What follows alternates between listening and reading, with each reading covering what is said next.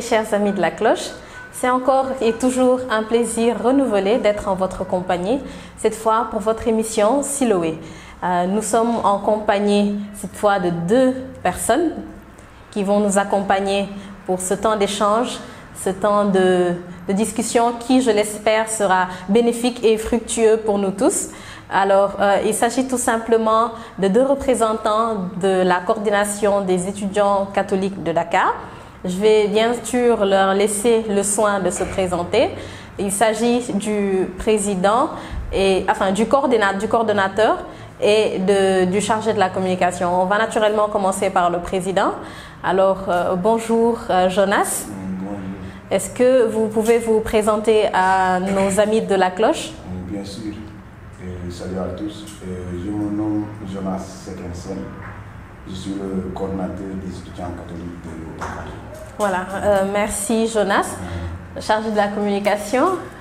Alors bonjour à tous, bonjour chers internautes, chers fidèles de la cloche. Je suis Maxime Dia, je suis le chargé de la com de la coordination des étudiants catholiques de Dakar. D'accord, alors je suis entourée d'un Sérène et d'un Ndiago Tia et moi-même Diola Sambou. J'espère juste que nous dorante parce que en tout cas dorante, que ce soit vraiment fructueux, que ce soit vraiment un échange qui permette à nos amis de mieux découvrir qui sont les membres de la coordination, qu'est-ce que la coordination en tant que telle, quels sont les objectifs, qu'est-ce que vous faites vraiment concrètement. Et c'est d'ailleurs justement le sens de la première interrogation que je voudrais vous poser. Qu'est-ce que la coordination des étudiants catholiques de Dakar? Alors, la coordination des étudiants catholiques de Dakar est une structure de l'archevêché de Dakar et de l'autonomie universitaire. Nous sommes sous la tutelle de ces deux institutions de l'Église et la coordination regroupe l'ensemble des communautés d'étudiants qui sont présentes dans les universités, les instituts et les grandes écoles au niveau de Dakar, c'est-à-dire de l'archidiocèse de Dakar, selon le découpage de l'Église au niveau du Sénégal. D'accord. Donc, nous n'agissons pas seuls, nous sommes avec des structures d'étudiants et en même temps aussi, nous sommes accompagnés de l'aumônier, en même temps aussi sous le regard de l'archevêque. D'accord. Et vous voudrez rajouter quelque chose? Non, ça va. Et peut-être Maxime, par rapport à ce que le président vient de dire? Alors, comme l'a si bien dit le coordinateur, la CECD, c'est la coordination des étudiants catholiques de l'archidiocèse de Dakar, qui est une structure de l'église catholique dans l'archidiocèse, qui couvre également tous les étudiants catholiques des universités publiques, privées et grandes écoles de formation qui sont dans l'archidiocèse de Dakar, à savoir ceux qui sont des étudiants qui sont régulièrement inscrits à Dakar, à Mbour, à Fatick. Okay. Donc voilà, ils sont tous dans l'archidiocèse, que ce soit dans les universités publiques, privées et même les grands instituts, grandes écoles de formation. Donc c'est particulièrement Dakar, Mbour et Fatick. Effectivement. Ok. Et depuis combien d'années est-ce que cette coordination existe et qui sont ces membres? On vient de le découvrir, mais depuis combien d'années est-ce que Alors, la coordination, ça date depuis longtemps, c'est depuis 1969.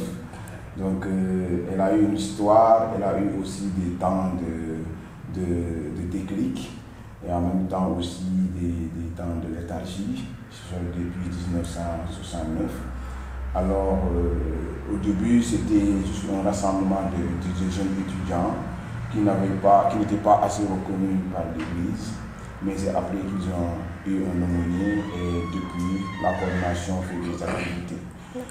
Bon, il faut oser le dire, c'était pas aussi médiatisé et c'était pas aussi connu dans l'archidiocèse. Et cela est dû aussi à ces difficultés liées au monde universitaire, en même temps aussi aux difficultés qui sont souvent liées à la marche de la structure, sur les activités et d'autres éléments. Bien d'autres points, quoi. Voilà, d'accord, d'accord. Et quels sont les objectifs de votre coordination? Alors, les objectifs de la coordination sont nombreux, très très nombreux même d'ailleurs. D'abord, nous participons favorablement à la formation des étudiants et nous créons également des conditions pour permettre aux étudiants entre nous de tisser des liens fraternels, de participer à la formation socio-professionnelle, mais également il nous arrive parfois de participer à la formation dans la doctrine sociale de l'Église catholique du Sénégal, de l'Église catholique également. Okay. Voilà. C'est la catéchèse quoi. Voilà, c'est la catéchèse. Okay. Des formations spirituelles, tant bien socio-professionnelles, éducatives. Voilà. Mais également, il nous arrive parfois de se réunir en tant que frères et sœurs, de vivre des moments très fraternels, ne serait-ce pour tisser ces liens, pour marcher ensemble dans la synodalité. Alors, combien de mariages est-ce qu'il y a eu dans cette coordination? Bon, je pense qu'il y en a beaucoup. Hein. Il y en a beaucoup. Il y en a beaucoup. Alors, je veux juste ajouter sur ce que Max vient de dire, que nous sommes toujours dans cet état d'esprit de l'Église qui cherche toujours à mettre les conditions nécessaires pour accompagner les fidèles. Alors, comme l'aumônerie a été expressément créée pour accompagner les jeunes, c'est de cette même manière que la coordination s'inspire des principes de l'aumônerie pour pouvoir aussi être sur le terrain en action afin d'accompagner ces jeunes-là dans le milieu universitaire. Alors, on doit en fait promouvoir l'objectif, parmi les objectifs, on peut dire que c'est une promotion d'un apostolat universitaire et la responsabilisation des étudiants dans le monde universitaire. Et surtout, comme il vient de dire, par les entités, par les responsabilités que les étudiants ont, on les forme au leadership, au développement personnel, à la capacité de se préparer pour après le monde universitaire qu'ils puissent entrer dans le monde professionnel en ayant des compétences, en étant prêts à assumer les responsabilités liées à la vie politique, administrative, spirituelle et en même temps aussi sociale, professionnelle. En parlant de politique. De politique. Hein. Est-ce que vous faites de la politique?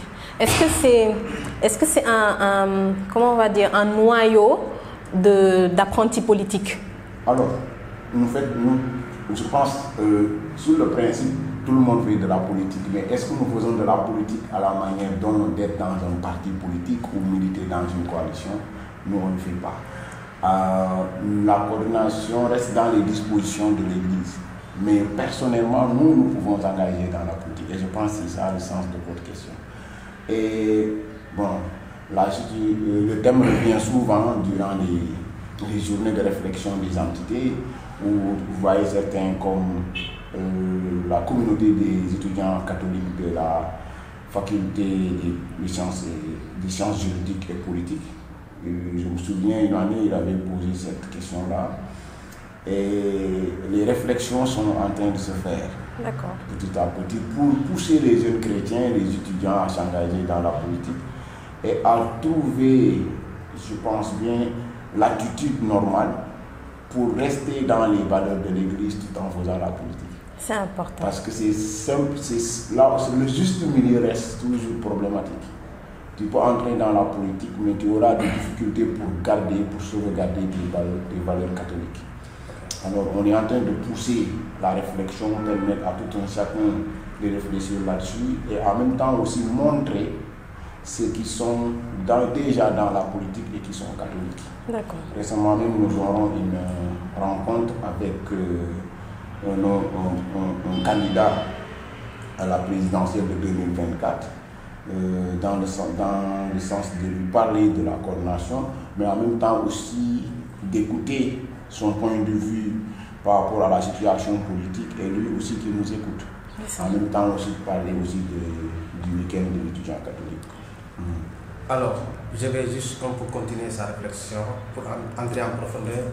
Donc la coordination se veut d'abord une entité de l'Église catholique, mais elle est apolitique.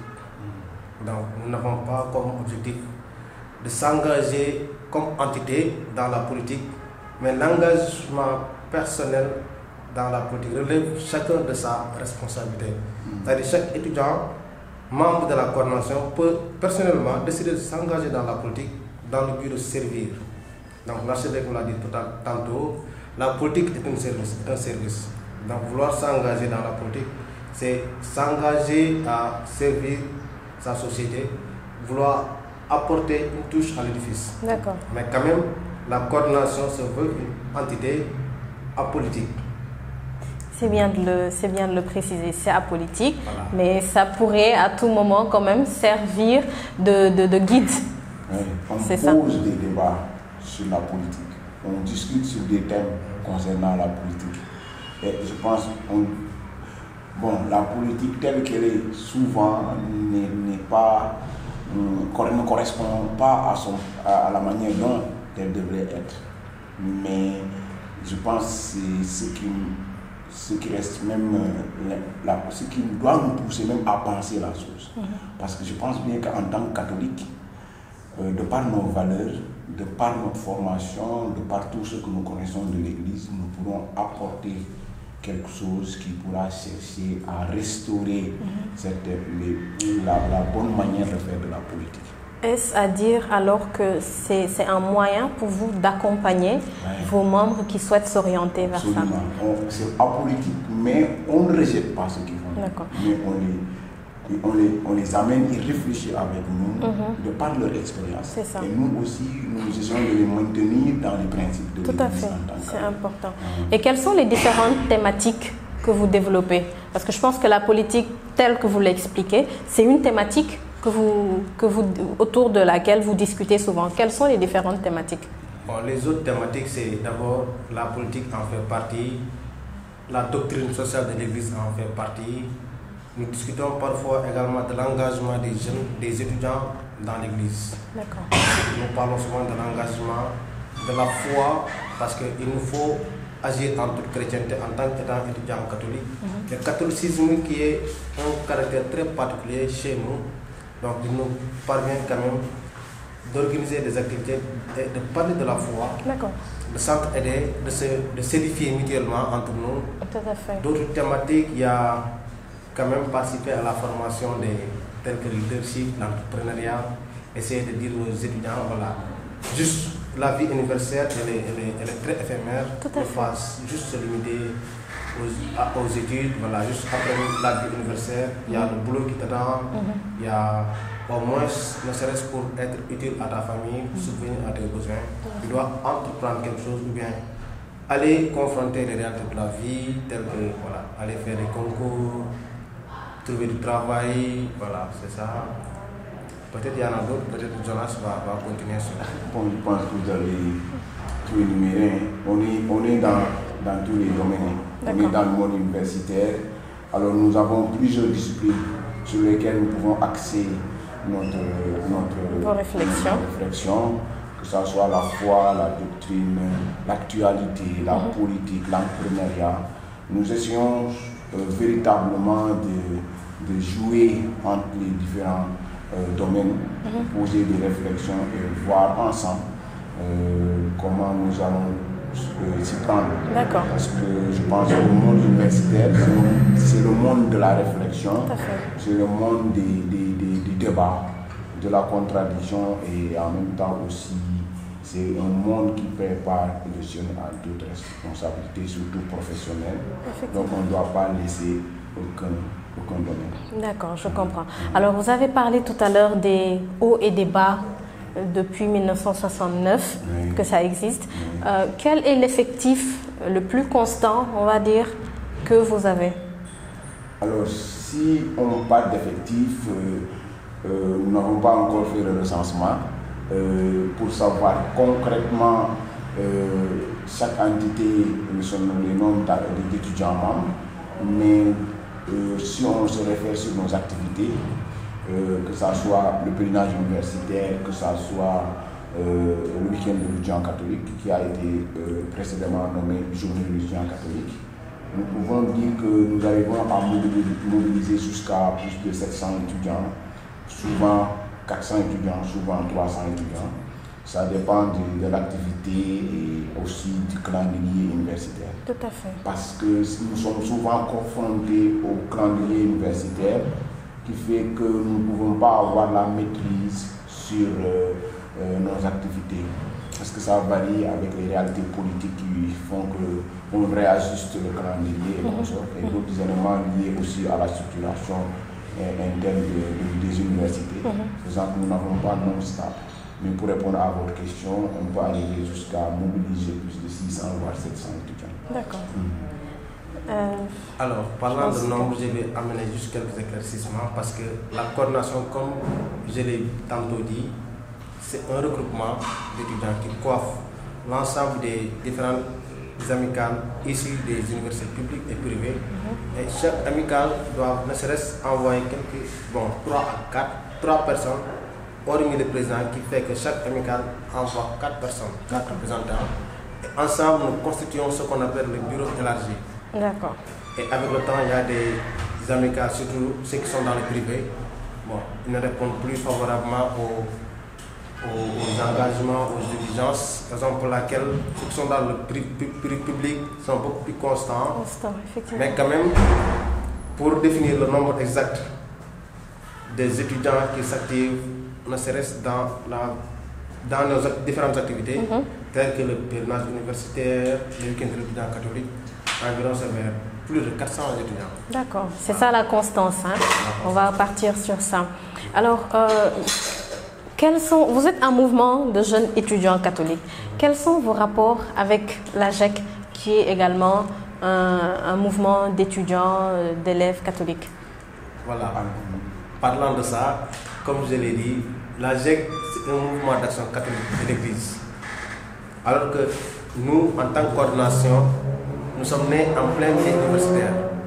Donc, ayant la même vision, en tant qu'étudiant catholique dans une même université, dans la même faculté, on s'est dit pourquoi pas ne pas se ressembler en tant qu'étudiant catholique pour ensemble nous allons réfléchir sur des thématiques allant dans le domaine de la foi, en plein milieu universitaire, dans les études, se préparer quand même la future génération à venir, assurer leur une bonne formation pour leur préparer dans l'insertion. Mais également, tandis que l'AGEC, c'est un mouvement d'action catholique qui est né au sein de l'Église. Donc quand même nous sommes nés en plein milieu universitaire, mais quand même ayant voulu respecter l'hiérarchie de l'Église catholique, on est allé vers nos autorités religieuses pour ne serait-ce avoir des autorités, des aumôniers, des pères spirituels qui nous accompagnent. Et voilà, d'où la reconnaissance de l'Église comme une structure de l'Église. C'est ça en fait. Nous avons les mêmes objectifs comme il l'a dit tout à l'heure, sauf que l'AGEC est plus élargi. Son champ d'investigation est plus élargi parce que l'AGEC parle au niveau des paroisses, au niveau des lycées, des CM, en même temps aussi dans les autres écoles liées à l'enseignement primaire et secondaire. Mais nous, notre champ d'action se limite simplement au monde universitaire. Maintenant, dans nos objectifs, nous avons pratiquement les mêmes. Et souvent, au niveau de l'aumônerie, nous partageons souvent des activités avec l'AGEC universitaire. En même temps aussi au niveau sous-régional et au niveau international, nous partageons aussi des séminaires, des formations. Il y a aussi des projets qui sont en place et qui concernent l'étudiant. Donc ces deux entités de l'Église aussi travaillent ensemble. Ok. Y aurait-il un jour, ou dans les jours à venir, ou dans les années à venir, une possibilité de fusion des deux associations? Bon, je ne peux pas me prononcer là-dessus parce que c'est en fait une association, ce sont des structures qui ont déjà une hiérarchisation. L'AGEC est rattachée à la GECI, jeunesse étudiant catholique au niveau international, et la CCD est rattachée au MIEC, Mouvement international des étudiants catholiques. Donc c'est deux hiérarchies qui sont différentes. Même si en fait ils ont pratiquement les mêmes objectifs, mais c'est une structuration différente. Maintenant, la compilation, je ne pense. Selon les dispositions, je ne dirais pas que je ne pense pas, mais je n'ai pas encore vu les prémices D'accord.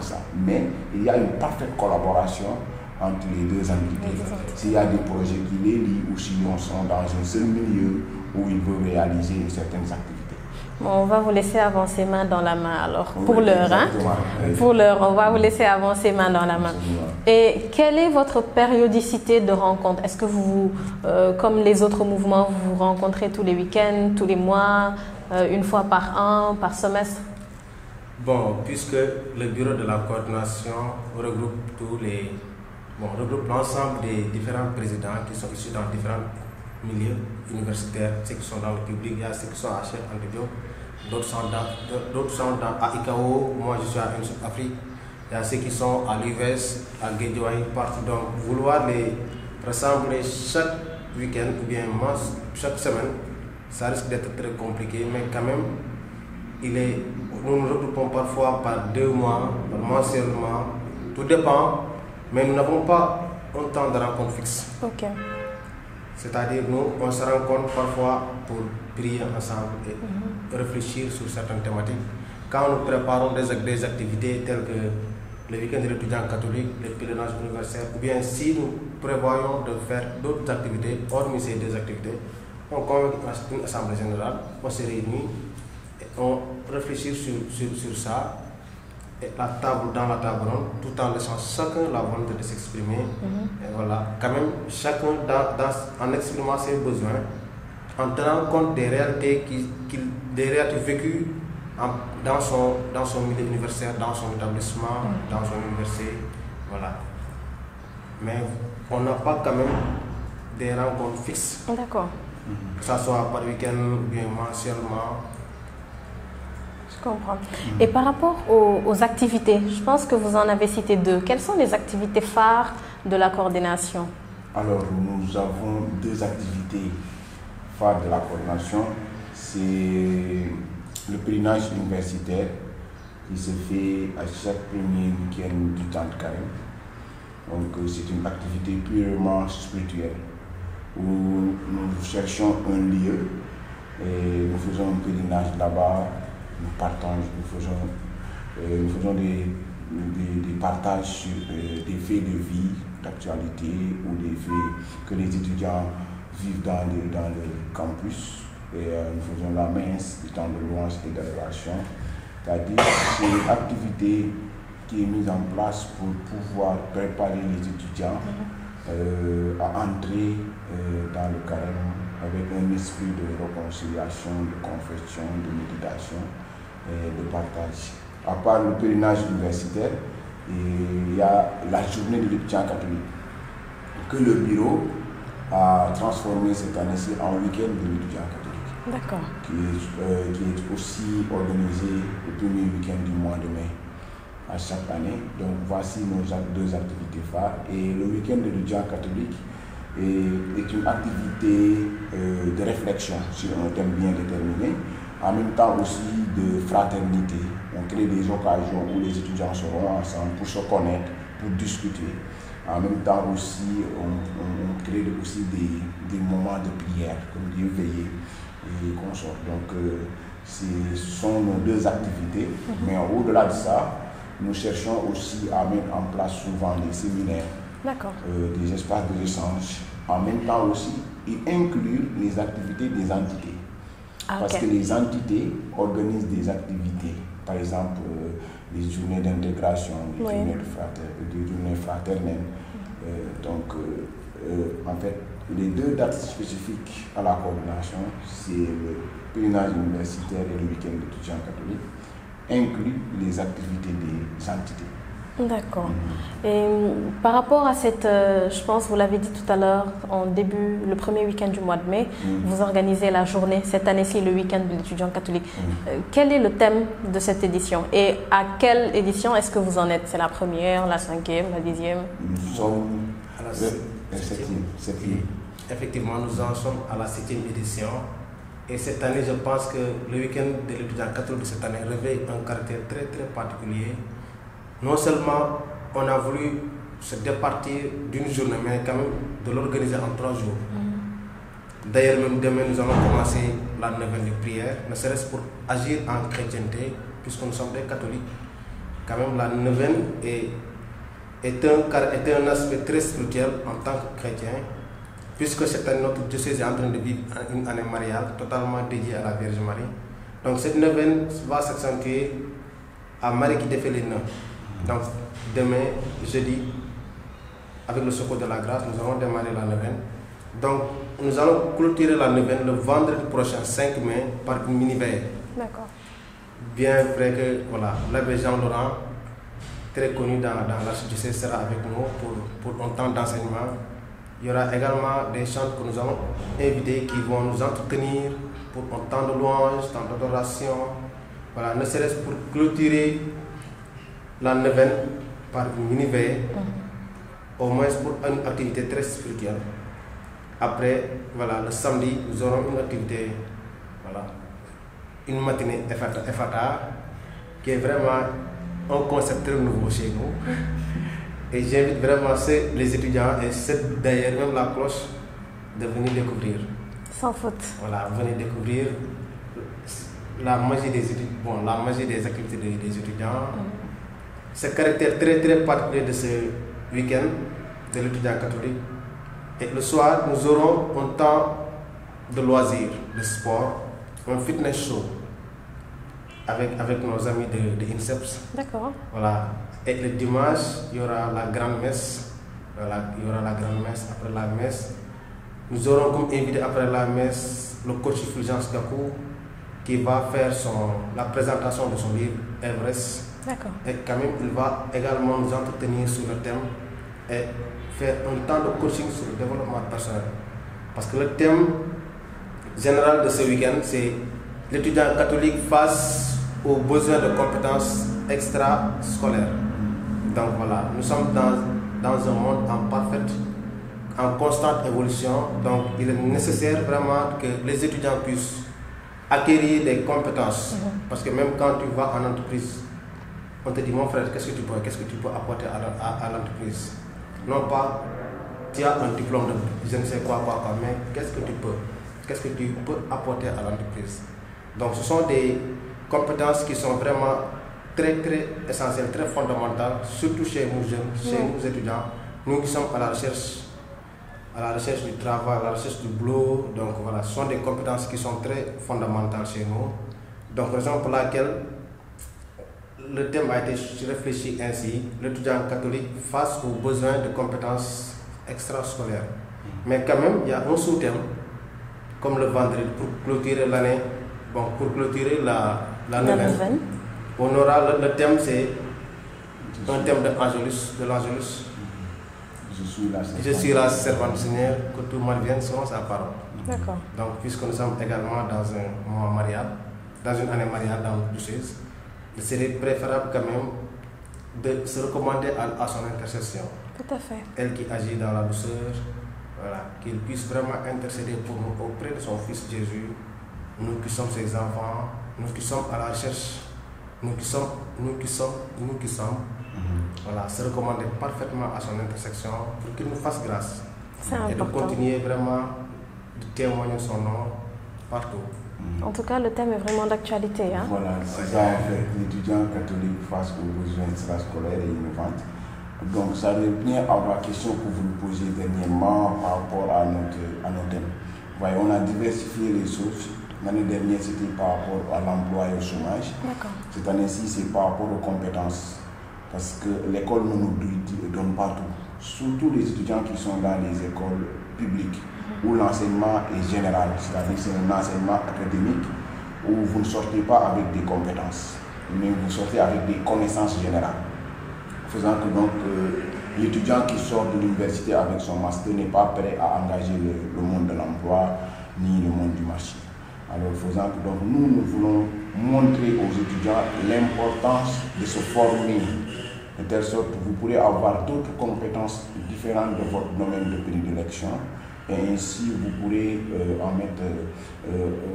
regrouper les sens nécessaires afin d'avoir une insertion professionnelle très facile. Donc, comme il a dit aussi, le week-end de l'étudiant catholique relève d'une particularité parce que c'est quelque chose c'est la première fois que la journée se fait en week-end.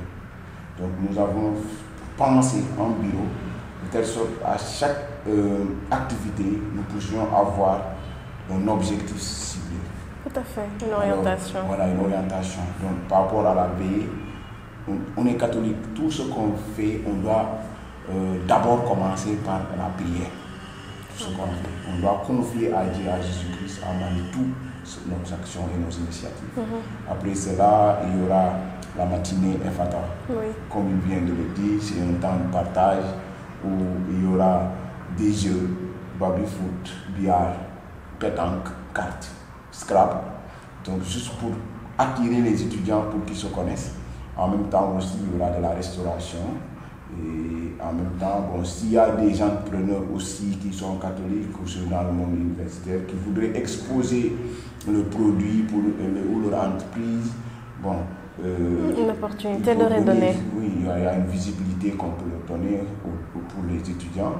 Et après cela, il y aura le fitness, comme il a dit, le temps de se libérer encore. Et là, nous avons sur la matinée, c'est juste pour faire de telle sorte que les étudiants puissent comprendre que les compétences qu'ils ont, qu'on parle au niveau du thème, sont liées à l'entrepreneuriat, sont liées aussi au monde de la création d'entreprises. Et il y a s'il y a des jeunes qui viennent et qui montrent le produit, qui montrent leurs entreprises, cela peut susciter un engouement, cela peut encourager. Et le fitness, aussi, on compte sur les compétences d'autres étudiants qui sont de l'INSEPS, qui font du sport, tout ça. Donc ce sont eux les acteurs, ce sont les étudiants même qui sont les acteurs de l'initiative. Et après le fitness, il y aura un REL que j'ai oublié. C'est pas un serreur, ça se comprend. Donc le REL, ça sera animé à partir de 21h au niveau de la paroisse universitaire. Donc c'est toujours un temps de montrer nos valeurs culturelles et aussi pour nous aussi d'avoir l'entrée d'argent pour d'autres objectifs. Vous voyez, le dimanche c'est la messe et après il y aura un temps d'échange avec le coach Gakou sur son livre, sur le thème. En même temps aussi, toujours respectant le principe du thème, nous allons donner aux étudiants de l'IFAS,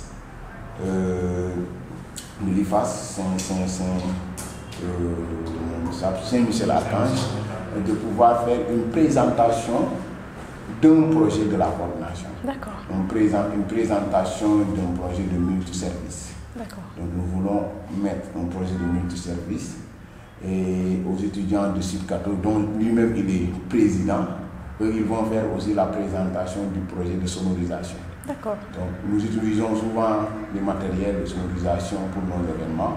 Donc si nous en avons, ça pourra nous réduire les frais, en même temps aussi ça pourra faire entrer de l'argent. Donc après cela, bon, il y aura un temps d'animation naturellement et nous allons donner le mot de fin. Et le tout se passera le premier lieu c'est l'enceinte de l'ULICA, comment dirais-je, de la paroisse universitaire. C'est seul le fitness show qui se fera au niveau de l'UCAT, au grand campus, précisément au niveau de la place Omarten. D'accord. Avec l'accompagnement aussi de la DAX, division d'animation culturelle et sportive du GOUT. Donc ce sont des partenaires, des collaborateurs. Quand on a des activités aussi, ils nous soutiennent. Ils vous accompagnent. D'accord, c'est important. Alors, est-ce que vous aurez un message par rapport à cet événement particulièrement ou un message de façon générale que vous voudriez bien lancer à l'endroit des étudiants de Dakar et partout? Alors, le seul message que je vais lancer à mes chers camarades étudiants, au peuple dakarois, donc ce sera le week-end de ta victoire, le week-end de ta gloire.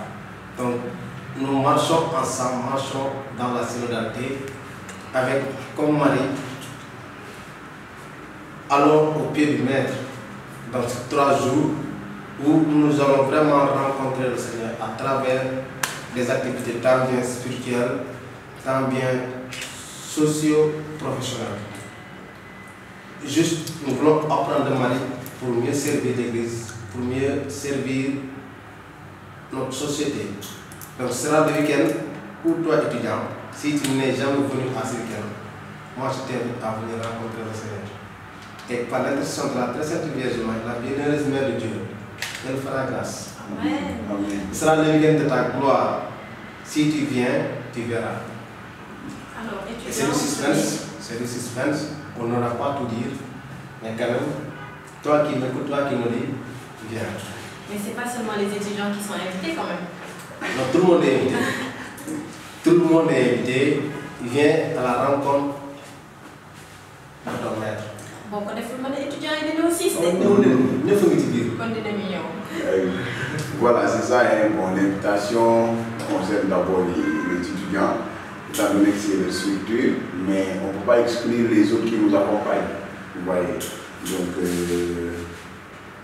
en fait, tous les chrétiens, tout le monde est invité en fait. Si nous pouvons accueillir même des gens qui ne sont même pas de Dakar, donc ils sont les bienvenus pour partager avec nous ces moments. Et l'appel que je lance, c'est que la coordination, c'est la coordination des étudiants, c'est la coordination de l'Église catholique, c'est la vie de l'Église catholique qui est dans la coordination. Donc, si tout un chacun de nous s'y met avec la foi, avec l'engagement, avec la passion de servir, et je pense qu'on va laisser éclore cette grâce-là que Dieu nous a donnée. Le grâce du service, le grâce du partage, le grâce de l'harmonie, la grâce aussi de la réflexion, tirée des dons de l'Esprit Saint. Donc, nous appelons les étudiants, nous appelons tout un chacun dans n'importe quel domaine, dans n'importe quelle profession. S'il veut venir accompagner les étudiants, les aider, l'occasion est là. L'occasion est là et nous en profitons aussi pour remercier tous ceux qui accompagnent la coordination, des entités du nouveau bachelier jusqu'à l'archevêque, en passant par les entités, les présidents et en même temps aussi à l'aumônier, frère Aurel qui nous accompagne. À tous ceux qui sont dans la paroisse universitaire et les autorités. Je termine par aussi, je pense que vous donnez une invitation spéciale au niveau de la cloche, donc le groupe de la cloche. Vous êtes invité particulièrement, est-ce qu'on ne va pas le faire, on ne va pas le faire les invitations, un invité d'honneur, je peux dire. Bien sûr. Ah, ce serait un honneur. Bien sûr. Ils seront nos invités d'honneur. En tout cas, c'est vraiment un honneur. Je pense que l'invitation est lancée. Et comme on dit en Wolof, vous n'êtes pas de Corée. Voilà, vous n'êtes pas de Corée. Je pense que voilà, le message est lancé. Je ne sais pas si vous avez quelque chose à rajouter avant de remercier nos amis de la cloche. Alors, comme je l'ai bien dit, donc, ce sera un week-end très très particulier. Non seulement nous aurons 3 jours où l'on va s'asseoir ensemble, vivre la journée ensemble dans la fraternité, dans un climat très très fraternel, mais également nous allons démontrer ce à quoi les étudiants sont capables. C'est-à-dire que les étudiants sont capables de vivre une vie très spirituelle, les étudiants sont capables de mener des activités très spirituelles, des activités de loisirs, mais également de concevoir des projets qui sont vraiment viables pour créer des conditions de travail. Parce que mon frère l'a si bien dit, parce qu'il y a du talent chez les étudiants. Et si toutefois on parvient à mettre en place une structure de multiservice, ce sont les étudiants qui vont en bénéficier. Chacun dans son domaine, il viendra apporter une touche à l'édifice. Et ça, tu le fais pour la gloire de Dieu. Et ce sera également même des occasions pour créer des stages, pour trouver des stages à ces étudiants qui sont à la recherche de stages. Et un autre projet qui sera présenté par notre amicale l'amicale des étudiants catholiques d'Afrique, dont je suis le président. Donc voilà, nous aurons une personne qui va pitcher le projet devant un très grand public. Et certainement, nous allons essayer de voir rencontrer quelques structures étatiques pour l'accompagnement financier, technique et tout ce qui va avec. Au moins pour créer des conditions de travail que les étudiants sont capables de créer de la valeur. Parce qu'un entrepreneur, c'est quelqu'un qui crée de la valeur, c'est quelqu'un qui crée de la richesse. Donc c'est éventuellement ça. Raison pour laquelle j'ai même des porteurs de projets, les étudiants entrepreneurs, vous aurez des occasions pour exposer publiquement vos produits ou services. Et ça va créer un certain réseau d'entrepreneurs entre nous. Parce que l'entrepreneuriat, c'est juste le networking. Raison pour laquelle on te dit il y a l'importance du networking dans l'entrepreneuriat. Le networking, c'est juste un mot anglais qui signifie le réseautage. Donc, c'est vraiment bien que tous les étudiants catholiques qui sont dans l'archidiocèse de venir exposer leurs produits ou services. Même la cloche peut venir avoir un stand et exposer ses... Et des professionnels catholiques également. Effectivement. Et d'ailleurs, il y a l'amicale des professionnels, la coordination des professionnels, des amicales professionnels catholiques. Oui, je pense qu'il était présent l'année dernière. Je pense que c'est l'association des entrepreneurs catholiques du Sénégal, je sais pas. Bon, il y en a beaucoup qui sont dans l'activité, qui sont dans l'entrepreneuriat. Et si je pars dans le sens où ils ont interféré, je dirais que c'est l'occasion présentée pour au moins montrer les compétences des étudiants, en même temps aussi des autres qui ne sont pas des étudiants et qui aimeraient en fait avoir de la difficulté. Alors, mon dernier mot que j'ai oublié, c'est d'aller dans le sens de l'indication de l'archevêque, qui a été aussi rappelé dernièrement par le président du Laïka, le professeur Tim, qui nous avait dit que nous sommes dans une situation assez complexe actuellement au niveau du pays, surtout la situation politique. Donc il avait fait un appel à la responsabilité, un appel au discernement, un appel aussi à la tempérance. Et je pense que le monde universitaire est souvent ciblé par les politiques pour pouvoir en fait dérouler le plan d'action. Donc nous appelons d'abord les étudiants catholiques à avoir le sens du discernement, à rester dans les indications de l'Église, mais en même temps aussi à s'engager dans la politique en donnant l'exemple. Et au-delà de ça aussi, personnellement, en tant que représentant des étudiants, je pense que je le dis souvent lorsqu'ils font des activités au niveau des campus, au niveau de l'université. Je le dis tout souvent qu'il faudrait que votre présence dans les universités soit une présence d'exemple et de vérité. C'est important que votre présence soit une présence d'exemple et de vérité. Et que tout ce que vous apprenez dans les universités puisse permettre à l'autre d'en tirer des leçons, des enseignements. Je pense que c'est une manière même de propager l'évangile par l'action. Donc c'est cet appel-là qu'on tenait véritablement à faire aux étudiants pour qu'ils soient encore plus prudents, plus disciplinés, plus réfléchis et plus détachés de la mouvance. Parce que c'est en étant un peu détaché, reculé de la mouvance que tu pourras mieux saisir la situation et avoir l'attitude, le comportement de l'Église. De telle sorte que demain ta conscience n'aura pas à te juger, de telle sorte que demain l'Église n'aura pas à avoir honte par l'action de l'étudiant catholique. Donc nous sommes les ambassadeurs de l'Église au niveau de nos universités. Il faudrait à chaque fois qu'on prenne cela en compte. Donc c'est cet appel-là que je tenais à lancer. Et aussi que les autorités, que ce soit universitaires, que ce soit politiques, que ce soit administratifs, puissent penser aux étudiants catholiques. C'est important. Je pense qu'il y a un trésor qui est dans cette structure, qui pourrait, si c'est exploité, ça pourra être une valeur ajoutée pour l'Église. Donc j'appelle l'ensemble des autorités à venir accompagner la coordination, l'aumônerie universitaire, dans le sens de la formation, dans le sens du financement, dans le sens aussi des réflexions.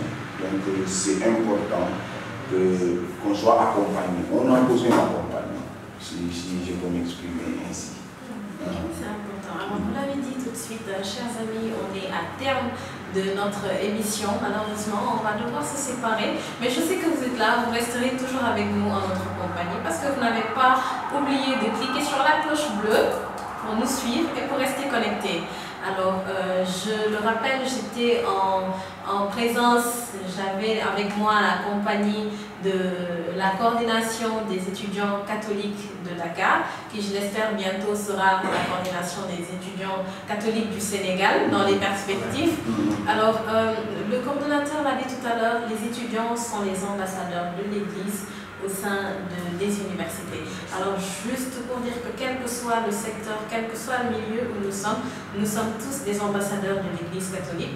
Gardons ça en tête et donnons le meilleur de nous, où que nous soyons et qui que nous soyons. Voilà, le message est important. Je vous remercie d'avoir bien voulu prendre part à cette émission, à ce temps d'échange et de partage. Et comme je vous le disais tout à l'heure, restez encore avec nous, restez connectés et nous vous donnons rendez-vous très bientôt pour une nouvelle émission Siloé. Merci.